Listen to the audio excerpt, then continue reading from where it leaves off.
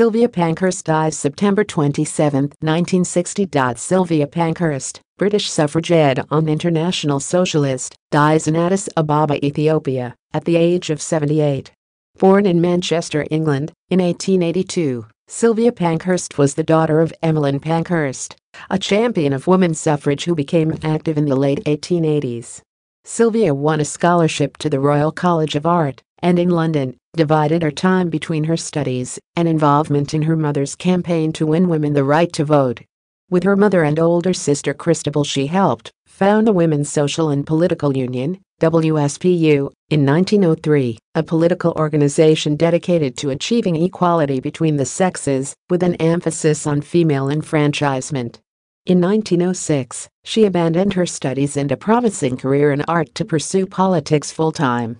A socialist, she believed that lower-class women would never be liberated until they were brought out of poverty. Because of this view, she began to drift from her more conservative mother and sister, who were focused on the goal of women's suffrage. Nevertheless, she remained a dedicated member of the WSPU and, like her sister and mother, was arrested numerous times for nonviolent protests and conducted hunger strikes. When Christabel and other members of the WSPU began to advocate violent acts of agitation, particularly arson, Sylvia, a pacifist, opposed them. In 1914, Sylvia was expelled from the WSPU for her insistence on involving working-class women in the suffrage movement. Emmeline and Christabel Pankhurst felt that suffrage could best be achieved through the efforts of middle-class women like themselves. Bringing leftist politics into the movement, they reasoned, would only inflame the British government.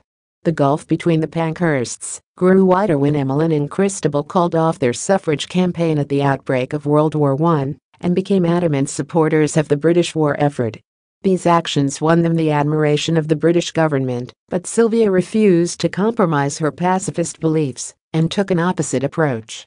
From her base in the poor East End of London, Sylvia ran the East London Federation of the Suffragettes, ELFs, and published a working-class women's paper, the Women's Dreadnought. She became regarded as a leader of working-class men as well as women, and convinced a few labor organizations to oppose the war. Because non-agricultural male laborers had also not yet been granted the vote, she changed the name of the ELFs to the Workers' Suffrage Federation in 1916, and in 1917 the Women's Dreadnought became the Workers' Dreadnought. She corresponded with Russian revolutionary Vladimir Lenin, and in 1920 was a founding member of the Communist Party of Great Britain, CPGB. In 1921, however, she was expelled from the party when she refused to close the Workers' Dreadnought in favor of a single CPGB paper. Britain granted universal male suffrage in 1918.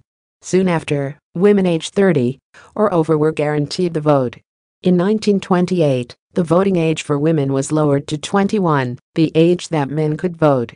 By then, Sylvia Pankhurst had shifted her energies to opposing racism and the rise of fascism in Europe.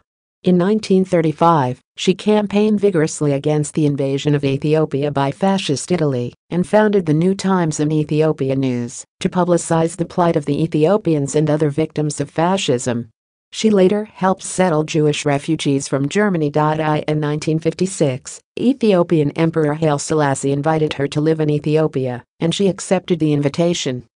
Although in her 70s, she founded the Ethiopia Observer and edited the paper for 4 years.